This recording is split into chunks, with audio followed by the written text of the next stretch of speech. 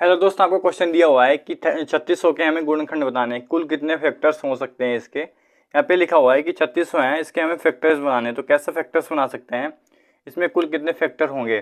तो 3600 को कैसे फैक्टराइज कर सकते हैं, इसमें क्या बोला है कि कोई कितने फैक्टर्स हैं, इसको हमें याद करना है। तो कैसे निकालेंगे फैक्टर्स। तो फैक्टर्स की अगर बात करता हूँ तो फैक्टर्स के पहले हमें 3600 को फैक्टर्स में तोड़ लेना होगा। कैसे तोड़ेंगे फिर हम 3600 लिखा हमने, यहाँ पे 3600 है। 3600 को हम फैक्टर्स में कैसे तोड़ेंगे, या फिर हम ऐसे करके करें जो हमने पहले पढ़ा था। 2 से हम छोटी संख्या से डिवाइड करते हुए जाएंगे, जब तक डिवाइड करेंगे जब तक हमारा बन नहीं आ जाता। फिर हमें देखना है कितने हमारी पावर्स बन रही हैं, कितने 2 के कितने पेयर्स हैं, ऐसे हम निकालें। या फिर एक तो ये पहला मेथड तो ऐसे हो गया, ऐसे कर सकते हैं।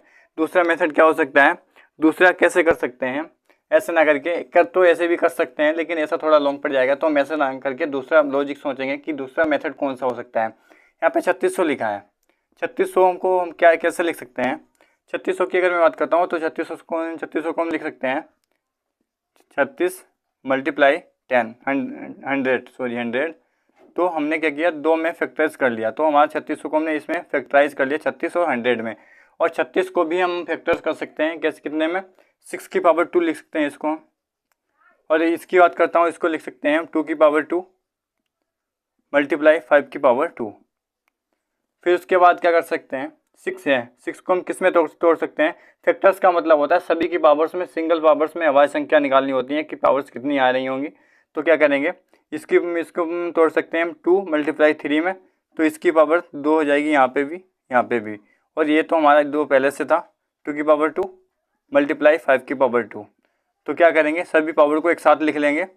2 की पावर कितनी मिलेगी यहाँ पे, 2 की पावर 2 तो यहाँ पे 2 और 2 ये है, तो कितनी हो जाएगी कुल 2 की पावर 4 हो जाएगी। मल्टीप्लाई 3 की पावर की बात करता हूँ, 3 की पावर यहाँ पे 2 है तो यहाँ पे भी 2 हो जाएगी। और 5 की बात करता हूँ तो 5 की पावर कितनी हो जाएगी, 2 हो जाएगी। अब कैसे निकालते हैं फैक्टर्स, कैसे निकाल सकते हैं इसमें। तो आपको क्या बोला है कि कुल फैक्टर्स बताने हैं इसमें। तो फैक्टर्स की जब भी बात आएगी तो जो पावर्स हैं, पावर्स में एक ऐड कर देते हैं। यानी कि जो पावर्स हैं, पावर्स 4 है, 2 की पावर्स 4 है तो 4 में क्या करेंगे, अपनी तरफ से 1 ऐड करेंगे तो 5 कर देंगे यहाँ पे। मल्टीप्लाई 2 की पावर 3 की पावर 2 है तो इसमें अपनी तरफ से एक ऐड करेंगे पावर्स में, तो कितना हो जाएगा 3 हो जाएगा, तो 3 यहाँ पे लिख देंगे। आगे करेंगे 2 की पावर 5 की पावर 2 है तो इसमें क्या करेंगे 1 ऐड कर देंगे तो कितनी हो जाएगी 3 हो जाएगी। सबको मल्टीप्लाई करेंगे तो कितना आएगा हमारा 45। और 45 हमारा करेक्ट आंसर हो जाएगा। 45 हमारे किस ऑप्शन में दे रखा है, तो आप बोलोगे सी ऑप्शन में, तो हमारा करेक्ट आंसर हो जाएगा सी। आई होप कि ये क्वेश्चन आपको बहुत अच्छे से क्लियर हुआ होगा। आपको इसमें क्या बताना है, कमेंट में बताना है इसके इवन फैक्टर्स कितने हो सकते हैं। क्या इवन फैक्टर्स कितने हो सकते हैं। इवन फैक्टर्स आपको कमेंट में बताना है कि इवन फैक्टर्स कितने हो सकते हैं।